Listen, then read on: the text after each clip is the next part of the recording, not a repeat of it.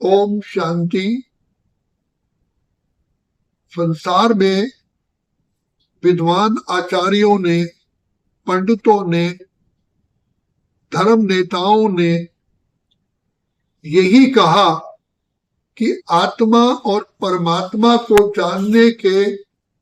जानने से बाकी कुछ जानने की जरूरत ही नहीं है, क्योंकि आत्मा को जब अपनी पहचान हो जाती है और पिता परमात्मा की पहचान हो जाती है तो आत्मा का कनेक्शन, आत्मा का संबंध पिता परमात्मा से जुटने से संसार की सारी प्राप्तियां आत्मा में हो जाती हैं। लेकिन यह बताया गया है कि आत्मा और परमात्मा की पहचान कौन देगा? ये सिर्फ कहते हैं आत्मदर्शन से प्रभु दर्शन। लेकिन आत्मदर्शन अर्थात आत्मा का ज्ञान, आत्मा की अनुभूति, आत्मा की रियलाइजेशन, आत्मा की पहचान कौन देगा? हम सुनते तो आए, हमने भी वेद, शास्त्र, उपनिषद, गीता, ग्रंथ, पुराण सब पढ़े, लेकिन अंत में आरती में यही कहा कि मैं मूर्ख खलखामी कृपा करो भरता। अपने आप को जान नहीं पाए। गीता में जरूर सुना कि इन काम, क्रोध, लोभ, अहंकार को जीतो, लेकिन गीता पढ़ने के बाद भी हम जो ये महान शत्रु हैं इनको जीत नहीं पाए। और रोज आरती में कहते रहे विषय विकार मिटाओ पाप हरो देवा।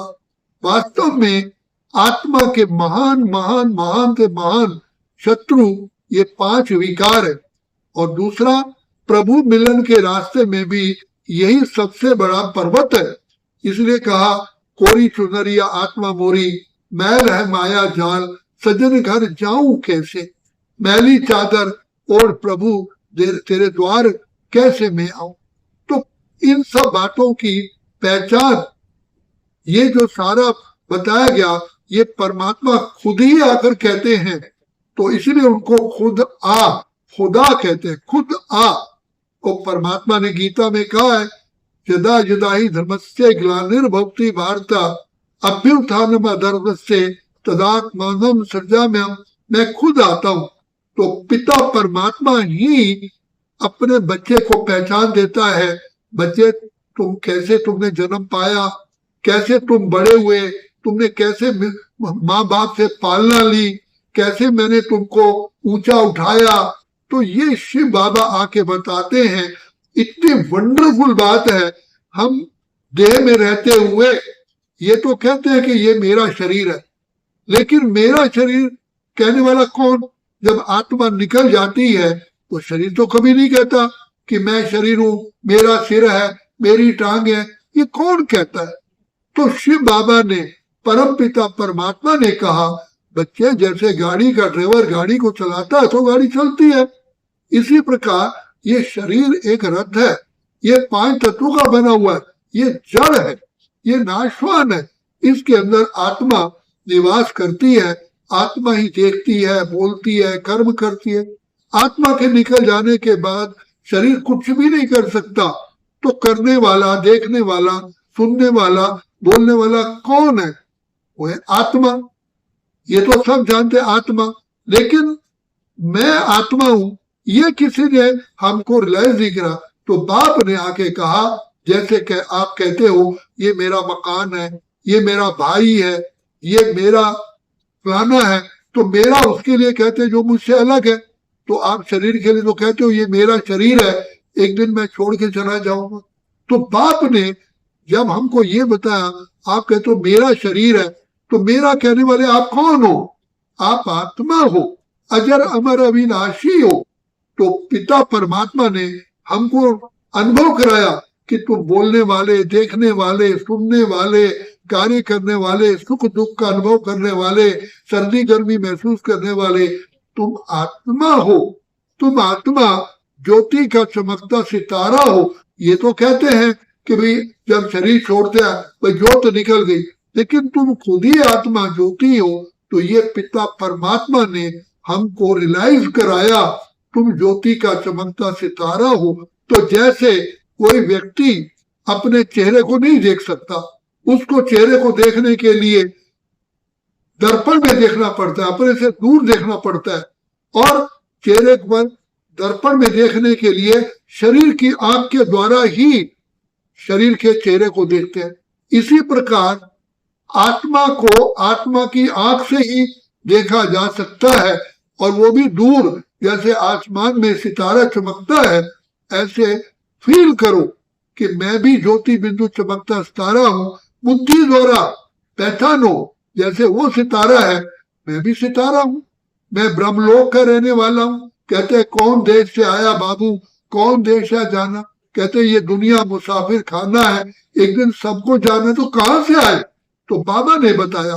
तुम कहते हो परमात्मा के लिए पार ब्रह्म परमेश्वर, तुम सबके स्वामी, तो ब्रह्मलोक का मैं भी उसे पार का रहने वाला हूं। तुम भी बच्चे वहीं के रहने वाले हो, तुम मेरे बच्चे हो। तुम आए हो संसार में खेल खेलने के लिए। तुम्हारा स्वधर्म शांति और पवित्रता है, तुम्हारा घर शांति धाम है।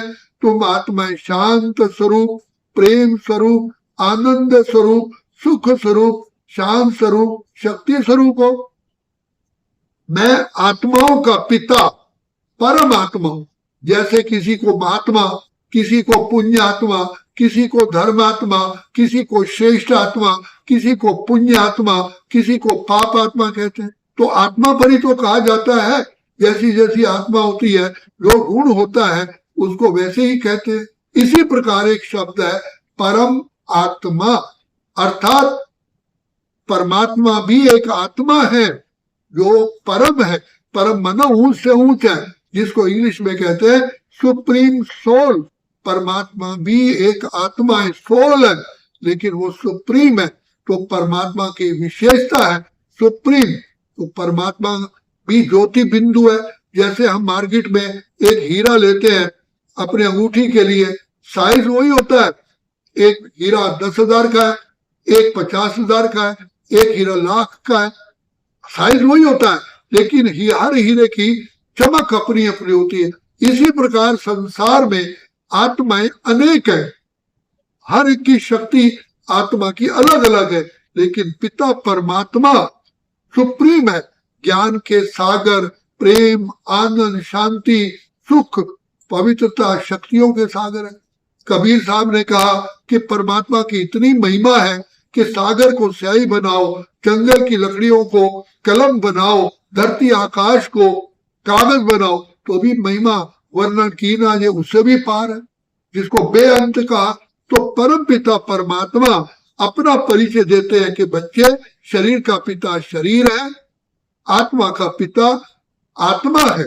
तो जैसे शेर का बच्चा है तो उसका पिता शेर है, मनुष्य का बच्चा है तो उसका पिता मनुष्य है, हाथी का बच्चा है तो उसका पिता हाथी है। इसी प्रकार आत्मा का पिता परमात्मा। तो पिता परमात्मा ने अपनी पहचान दी। तो गीता में कहा अर्जुन तेरी भी पहचान मैं ही देता हूं। और मैं कौन हूं? मैं अपनी पहचान स्वयं देता हूं। मैं जन्म मरण से न्यारा हूं, मैं अजन्मा अकर्ता भोक्ता हूं, मैं ब्रह्मलोक का रहने वाला हूं जो सूर्य चांद तारागण से पार है, मैं उस धाम का रहने वाला हूं। तो पिता परमात्मा ने कहा है। मैं माँ के गर्भ द्वारा जन्म नहीं लेता, मेरा जन्म दिव्य और अलौकिक है। मैं प्रकृति का आधार लेता हूं। तो प्रकृति का आधार तो 5 तत्वों का आधार लेगा ना। तो माँ के गर्भ द्वारा जन्म लेगा तो कर्म करना पड़ेगा, फल भोगना पड़ेगा। जिस माँ से पालना लेगा तो उसको पालना देनी भी पड़ेगी। तो इसलिए परमपिता परमात्मा एक वृद्ध तन में, बूढ़े तन में प्रवेश करते हैं, जिसका नाम रखते हैं ब्रह्मा। ब्रह्मा के मुख कमल द्वारा परम पिता आकर के ये हम बच्चों को ज्ञान देते हैं। तुम कौन हो, मैं कौन हूँ, बाप ही तो बताएगा ये सृष्टि कैसे मैंने रची। तो पिता परमात्मा ने बताया कि जब तुम आत्माएं इस सृष्टि पर आती हो तो सतो प्रधान होते हो। तो आत्माएं भी सतो प्रधान, प्रकृति भी सतो प्रधान होती है। बिल्कुल अग्नि, वायु, जल, पृथ्वी, आकाश तुम्हारे कहने पर चलते हैं। तुम्हें उस समय पर तन का, मन का, धन का, जन का, परिवार का सारे सुख होते हैं। और ये सृष्टि क्षीर सागर कहलाता है। इसको सुख धाम कहते हैं, इसको शिवालय कहते हैं, इसको सुखधाम, हेवन, पैराडाइज, वैकुंठ, कृष्णपुरी, राम राज्य कहा जाता है। तो ऐसी दुनिया में हमने, बाबा आप कहते हैं मैंने तुम्हें भेजा था, मैं तुम आत्माओं का पिता हूं। तो पिता परमात्मा आत्माओं के पिता होने के नाते आत्माओं की पहचान देते हैं, शिक्षक बन करके हमें शिक्षा देते हैं और बताते हैं ये सृष्टि कर्म क्षेत्र है, हर आत्मा को कर्म करना ही पड़ता है और कर्म करने जैसा जैसा कर्म करते हैं ये सृष्टि का लॉ है, कानून है कि जैसा कर्म करोगे, जैसा बीज बोगे, फल पाना ही पड़ेगा। अगर बीज बोते समय तुम चूक गए तो फल तो मिलना ही मिलना है। कोया पेड़ बबूल का आम कहां से खाए? तो अब परमपिता परमात्मा हमें बताते हैं तुम्हारे श्रेष्ठ कर्म कौन से हैं। तो बाप कहते हैं अपने को आत्मा समझ करके मुझ पिता परमात्मा की याद में जो कर्म करते हो वो सुकर्म होते हैं। तभी का योगा कर्मेशु कौशलम। जब तुम अपने को आत्मा समझते हो, पिता परमात्मा की याद नहीं होती है, तो वो कर्म अकर्म कहलाते हैं, ना ऊपर उठते हो ना नीचे गिरते हो। और जब अपने को देह समझते हो, मैं पुरुष हूं, मैं नारी हूं, तो आप सोचिए क्या कार का ड्राइवर क्या कहेगा मैं कार हूं, क्या बस का ड्राइवर कहेगा मैं बस हूं। तो कितनी बड़ी भूल है।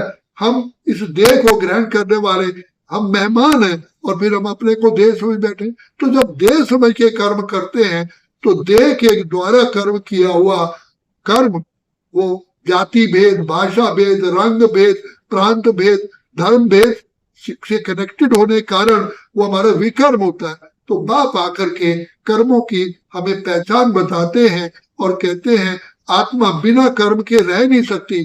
पानी पीते तो भी कर्म है, सोते हैं तो भी कर्म है, चलते हैं तो भी कर्म है, तो कर्म के बिना तो रह नहीं। अगर हम पिता परमात्मा की स्मृति में कर्म करते हैं तो वो कर्म हमें ऊंच ले जाते हैं, सुखदायी होते हैं। और जो पिता परमात्मा की याद में कर्म नहीं करते हैं तो वो कर्म हमसे गलत हो जाते हैं। इसलिए परमात्मा कहते हैं देखो आप खुद सोचो, देह अभिमान ही पतन की जड़ है। तो देह में आने से ही ये विकारों की उत्पत्ति होती है। जैसे दिया बुझा दो तो अंधकार अपने आप आता है, हम बुलाते हैं थोड़ी अंधकार को। इसी प्रकार से आत्मा ना समझने से अर्थात हम अंधकार में आ जाते हैं। आत्मा समझते हैं तो हमारी जोत जगी रहती है और आत्मा अपने को भूल जाते हैं, अंधकार में आते हैं तो काम, क्रोध, लोभ, मोह, अहंकार, ईर्ष्या, द्वेष, वैमनस्य, आलस्य, पर चिंतन में आ जाते हैं। यही पतन की जड़ है। अब परमात्मा कहते हैं अगर इन विकारों से बचना चाहते हो तो अपने को आत्मा समझो और मुझ पिता परमात्मा की याद में रहने से तुम्हारे किए हुए जो कर्म है, जो संस्कार के रूप में है, वो भस्म होंगे। इसीलिए पिता परमात्मा अपने साथ कनेक्शन जोड़ने का भी रास्ता बताते हैं। इसी जिसको कहा गया सहज योग, अपने बाप आत्मा को, अपने बाप को याद करना है। जैसे बच्चा अपने बाप को याद करता है तो it is very very easy, convenient, comfortable. ऐसे हमें अपने पिता परमात्मा को याद, जिसे कहते हैं कर्म योग, सहज योग, राज योग, ज्ञान योग, बुद्धि योग। अब श्री बाबा हमको सिखा रहे हैं। अब कहते हैं बच्चे पवित्र बनो, योगी बनो, पवित्र बनो, योगी बनो। अच्छा, ओम शांति, ओम शांति, ओम शांति।